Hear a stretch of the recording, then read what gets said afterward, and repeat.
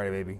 So first up, we got my boy Donny Cates on a new Web of Venom one-shot, and not only is it a Venom one-shot, this is a Carnage one-shot, baby. This is Web of Venom, Carnage Born #1 with this beautiful cover by Kyle Holtz. And since the announcement of this cover, just the cover, because I love Kyle Holtz. The Mind Bomb, beautiful. Donny Cates loved Mind Bomb. That's why Kyle Holtz is back to do this cover, because he's like, I like Mind Bomb a lot, and I want Kyle Holtz to do my own Carnage book, because he's one of my guys. And now Holtz is back at Marvel doing like covers for Man Without Fear, the follow-up to Daredevil. He's doing interiors for the next Web of Venom one-shot, Unleashed, written by Ryan Stegman.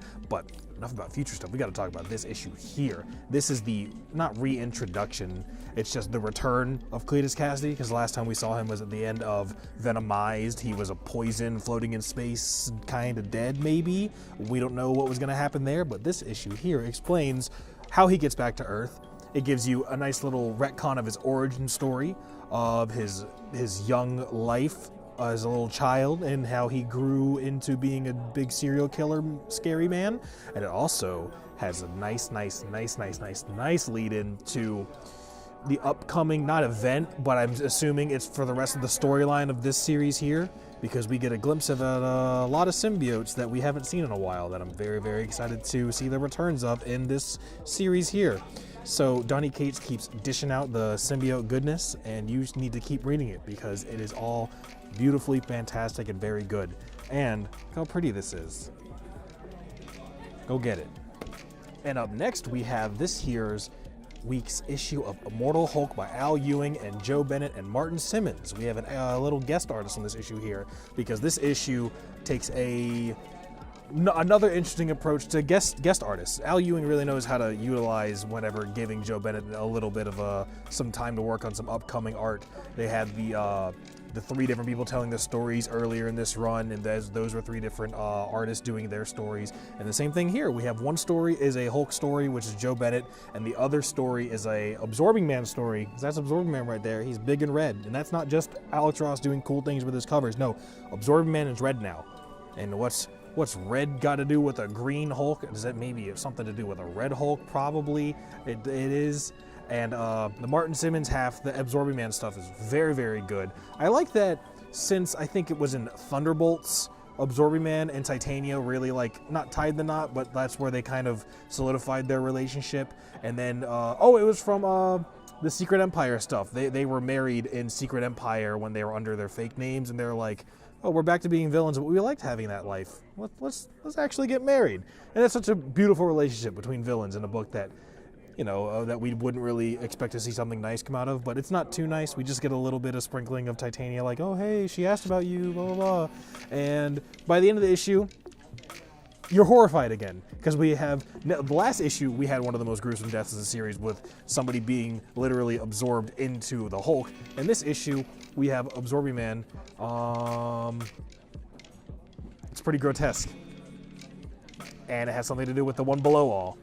So I won't really spoil too much more for you, because it's disgusting, but you should read it. Very close to Hulk Goes to Hell, Immortal Hulk in Hell. We got 2 issues away, and Volume 1 also comes out this week, so definitely give that a shot if you haven't tried Immortal Hulk yet, but you should have, because it's fantastic. And next up, from the DC side, we've got Sideways #10. Keep forgetting with these numbers. The solicits just went out the other day, and it said Sideways is ending at number 12 or number 13. I can't even have the numbers right because I'm a little upset that it's ending, but the solicit said last chapter for now, so hopefully we see the return of my man Derek Sideways somewhere else down the line. But hey, this issue we have a brief interlude, as it says on the cover right there, because as I guess maybe a joke about Spider-Man Far From Home, the DC Spider-Man book, they have to go to Paris. I'm on board. It's funny. I like it. Kenneth Rocafort on the interiors again, and we get the first appearance. I don't know, he might have had a little shadowy appearance earlier in the series, but we get the full first appearance of the new Sideways villain known as Bolt. That I don't know if it's supposed to be Electro, Punisher, Green Goblin, or what, but I like the amalgam of all these villains because he wants to make it as personal as possible, and he's not edgy, but he's just cool. But hey, give me more Sideways. Give me as much as you can until you cancel it. DC. Dan Didio, you're writing this book. How are you going to cancel your own book? And then next up, we have here Batman 59 by my man TK, Tom King, and then interior art by Michael Janin. You know, the boy that Tom King loves so much. He just wants to put on every book that he writes, I guess. But that's fine. I mean, hey, as long as someone's doing art, I guess it's okay. Because Tom King can definitely write out. Honestly, they should just do an issue that's just Tom King's scripts with like maybe a little bit of finessing the way the scripts look. Get some artist to do some pencil drawings on the side of a script page and then just put it in a book, and we can leave the imagination to ourselves. But who knows if that'll happen. Director's cut, it'll come soon. I know it. But this issue here, we get a very, very beautiful couple pages. It's probably like 8 pages in here of Batman just beating the crap out of Bane, which is very, very satisfying. And then he's teaming up with Penguin. We don't really know what's happening. He's sympathizing with him and protecting him, I guess. But this is going to be a long run. Like, we're still in for like another like 40, 50 issues from Tom King. And this, I feel like this arc here is really going to be building. This is not a character, this is like a plot development, as in a solidifying people's roles in Bane's tower of hierarchy of people that he has working for him, and what his plans are, I guess. It's dense. I don't really know what's going on for the rest of this arc, but it gets kind of vague. I know they were people were speculating, oh, why is he teaming up with the Penguin when all this stuff happened in the Nightwing book? And it's like, none of that really even matters. This is Batman still kind of grieving over Nightwing, which is very, very cool. He lashes out at Bane a little bit on that, but it's still a good issue. I appreciate Tom King's Batman a lot, so you should too. Look at that Matino cover. Absolutely beautiful. Gotta get them. And then last but not least, we have here Middlewest #1, the new Image series by Scotty Young with art by George Corona. And this series, it invokes the closest vibe to I Kill Giants that I've seen in since I Kill Giants came out. It is about a young boy named Abel living in a broken home in a trailer park, and his dad doesn't like him, yells at him a lot. And whenever he yells, it happens to be tornadoes just kind of happen. You know, it's the Middlewest, tornadoes happen. But Abel thinks that the tornadoes are out to get him, and that they hate him, and they hate his life, and they don't want him to live anymore. And there's a little talking fox. The fox talks.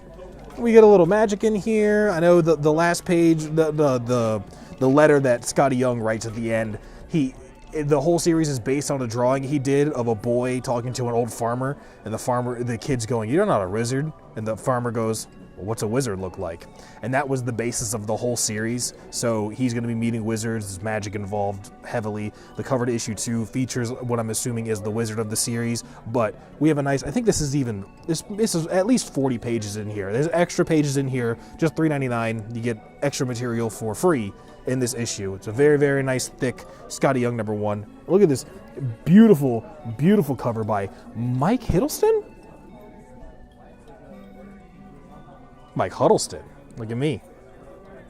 I'll get it right next time, Mike. I promise. I love you. This cover's beautiful. Pick up your variants, too. Support this book. Alrighty, gang. So those are my favorite books that came out on November 21st, day before Thanksgiving 2018.